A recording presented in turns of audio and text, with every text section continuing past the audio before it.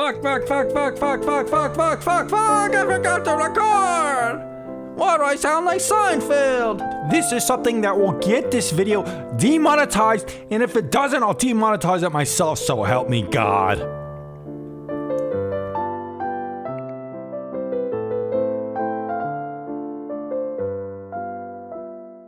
How's it going? My name is Tom Spark. Welcome back to another VPN review. Today we're checking out Avast VPN. This is a VPN associated with Avast antivirus. It's their VPN. Is it worth using? That's what we're gonna decide in this video. And guys, if you're interested, I've rated almost every VPN, pretty much every VPN, on VPNtierlist.com. Go to VPN tier list, pick a tier 1 VPN, or take the VPN quiz to find the perfect VPN just for you. No sponsors on the channel, only objective reviews with the VPN tier list rating system.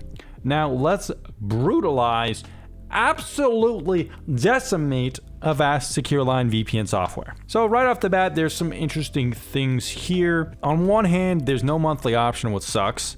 On the other hand, 10 simultaneous devices is pretty good. On the other hand, we have try free for 7 days, but for some reason, when I installed it, it said I had a 60-day free trial. It wasn't gonna charge me till December. So I don't know what the hell's going on with their trial system. It's either really bugged or overly generous. I don't know which at this point in time. That said, we have a 30-day money-back guarantee.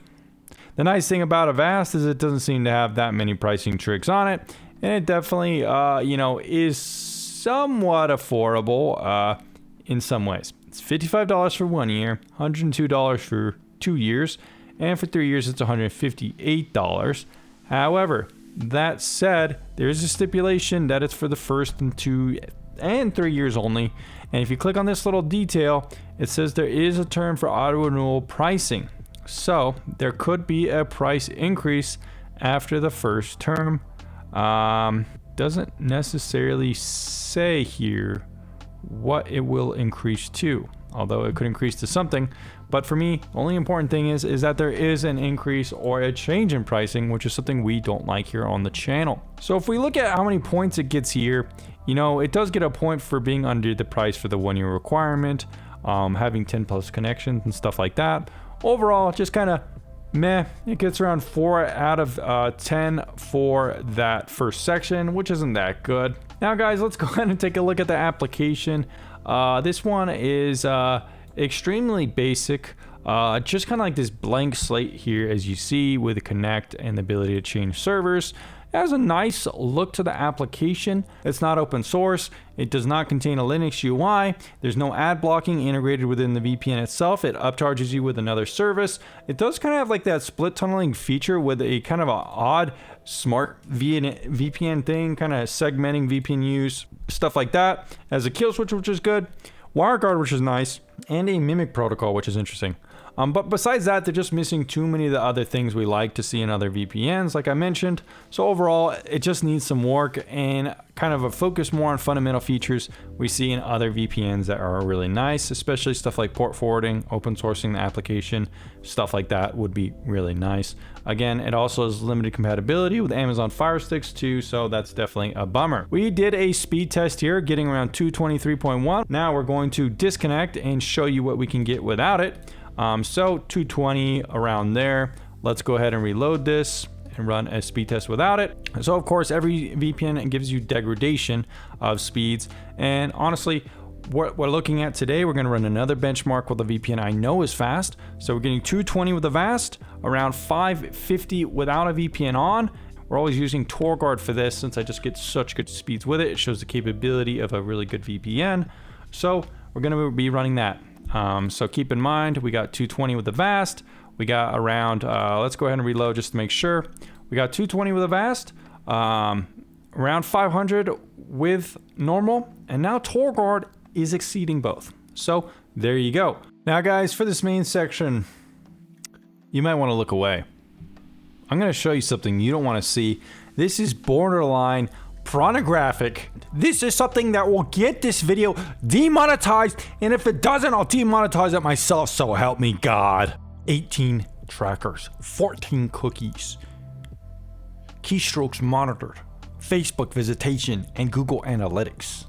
Well, this one has 5 trackers, which isn't that bad, but as Facebook login, 20 permissions, not too good. Going into some of the other categories though, we do not see open source analytics. It does not pass the blacklight test as you saw, did not just pass the Exodus test as you saw, and the company itself does kind of have a troubled history. It's been acquired for one. It doesn't have a no-log audit either. If you look at the main company itself on Wikipedia, in late 2019, Avast browser extensions were found to collect user data, including browser behavior and history, and send it to a remote server. The discovery led to the extensions of the Avast and AVG brands being temporarily removed from Google Chrome, Firefox, and Opera extension stores. However, they returned a short time later as there was no concrete evidence that demonstrated a breach of private data.